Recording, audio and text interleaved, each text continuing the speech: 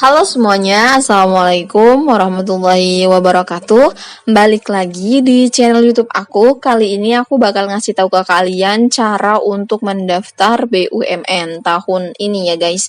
Nah, untuk tahun-tahun setelahnya atau yang akan datang ini bisa juga digunain atau kalian bisa daftar terlebih dahulu ya di sini. Caranya gampang banget, tonton video aku sampai habis dan jangan lupa subscribe, like, and comment. Nah, langsung aja yang pertama kalau misalkan kalian udah masuk ke Firefox atau Google Chrome, kalian bisa ketikkan di pencarian ini adalah FHCI. Kemarin aku cari rekrutmen bersama FHCI BUMN.id, oke. Rekrutmen bersama FHCI BUMN.id. Nah, ini lagi nggak bisa. Sebelumnya aku kemarin bisa sih. Kita coba dulu ya guys. Nah, mohon maaf nih ada suara gitu. Itu ada. Nah, kita tunggu dulu ya guys. Ini tuh sampai muncul di websitenya BUMN. Nah, ini udah muncul nih. Kalau misalkan udah kayak gini, kalian bisa login terlebih dahulu. Nah, kalau misalkan kalian belum memiliki akun, kalian bisa daftar terlebih dahulu dengan mengklik register ya. Di sini karena aku udah punya akun, jadinya aku login. Nah, ini aku mau masuk ke register terlebih dahulu untuk menjelaskan ya.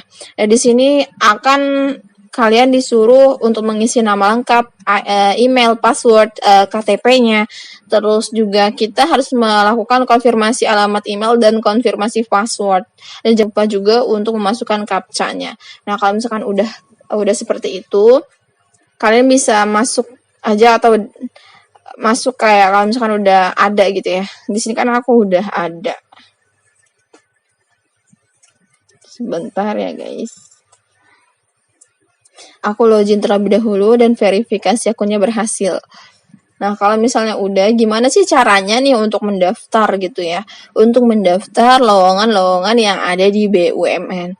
Nah, teman-teman di sini banyak banget lowongan-lowongan yang tersedia oleh pihak BUMN itu sendiri. Salah satunya adalah Kereta Api Persero, yang kedua juga ada Telkom Indonesia, terus juga ada Perhutani, dan teman-teman bisa cek lowongan kerja apa aja yang emang sesuai dengan minat teman-teman atau background pendidikan teman-teman gitu ya. Jangan sampai, mungkin kalau misalkan menurut aku pribadi, kita nggak salah untuk kita melamar di pekerjaan yang menurutku berbeda banget dari background atau pengalamannya kalian. Itu it's okay, nggak masalah sama sekali emang. Tapi, dan itu kan akan disortir, ya kan? Akan disortir oleh pihak terkait yang emang dari backgroundnya, pendidikan atau latar belakangnya itu sesuai dengan satu syarat administrasinya gitu. Jadi kalau menurut aku pribadi, aku saranin banget untuk teman-teman mendaftar yang sesuai dengan kemampuan, background, dan juga experience-nya teman-teman gitu. Nah, di sini kan aku udah masuk ya ke Putri Wulandari. Nah, kalau misalkan udah, kalian teman-teman kan misalkan baru, teman-teman bisa perbaharui my profile terlebih dahulu. Di sini aku mau masuk ke bagian lowongan ya. Aku mau yang lowongannya. Lalu kalau misalkan udah seperti ini, di sini kan ada kuota penuh dan kuota tersedia. Di sini ada tulisannya sendiri.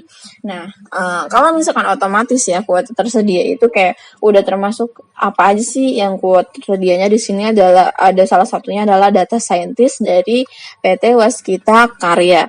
Nah, kalau misalkan kalian mau coba itu it's okay banget. Dari sini kan untuk jenjangnya itu sarjana S1 atau diploma 4. Berarti yang hanya bisa mendaftar adalah untuk jenjang tersebut. Dan untuk jurusannya itu di situ sudah dijelaskan yaitu statistik dan juga teknik informatika.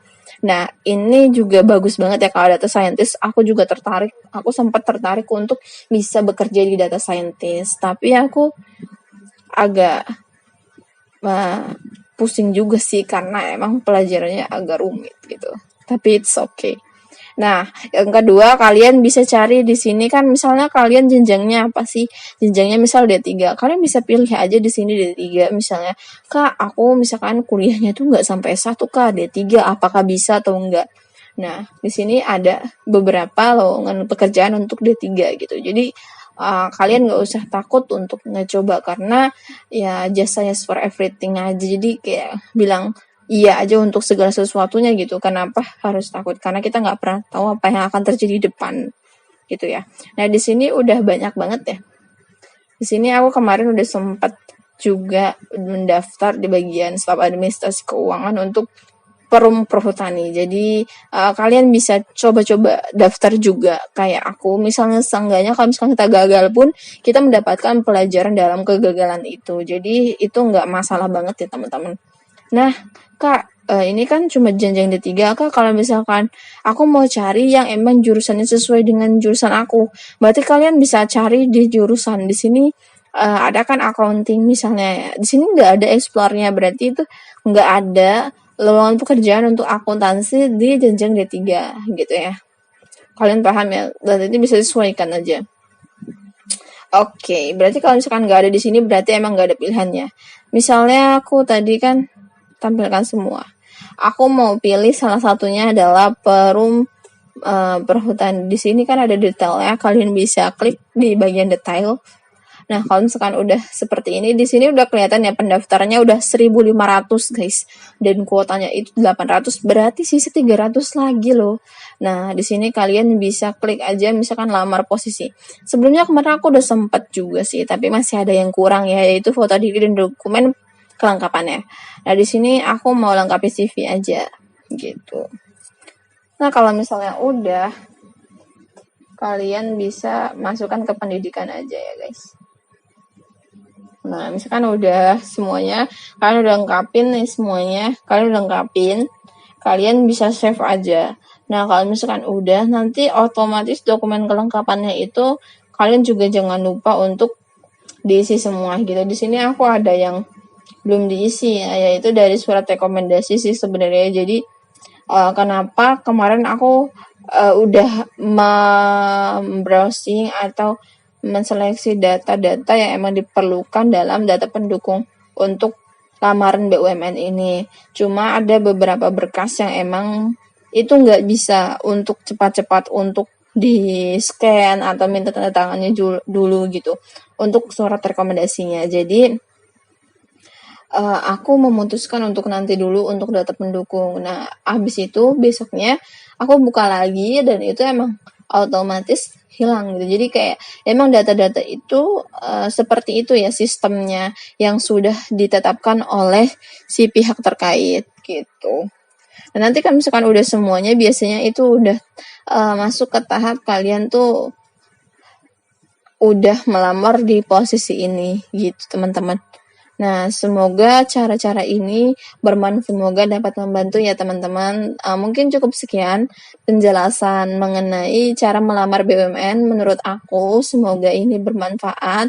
Terima kasih, sampai jumpa di video selanjutnya. Wassalamualaikum warahmatullahi wabarakatuh.